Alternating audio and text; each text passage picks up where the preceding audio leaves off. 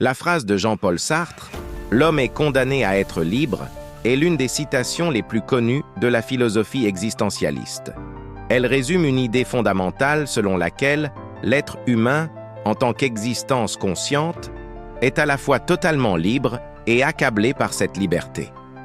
Dans ce script, nous allons expliquer pourquoi Sartre parle de condamnation à la liberté et ce que cela signifie pour nos vies. Sartre était un penseur existentialiste et pour lui, l'homme n'est pas prédéterminé par une essence ou une nature fixe. En d'autres termes, il n'y a pas de plan divin ou de destin qui guide nos choix à l'avance. L'existence précède l'essence, ce qui signifie que nous existons d'abord, puis nous définissons qui nous sommes à travers nos actions, nos choix et nos engagements.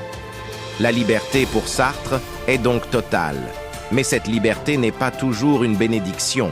Elle est une condamnation, car l'homme ne peut pas y échapper. Nous sommes forcés de choisir à chaque instant et nous portons l'entière responsabilité des conséquences de ces choix. Pourquoi la liberté est-elle une condamnation? Sartre utilise le terme « condamner » pour souligner que la liberté, bien qu'elle soit essentielle à notre humanité, est aussi source d'angoisse. Il n'y a personne d'autre à blâmer pour nos décisions, ni Dieu, ni la société, ni la nature.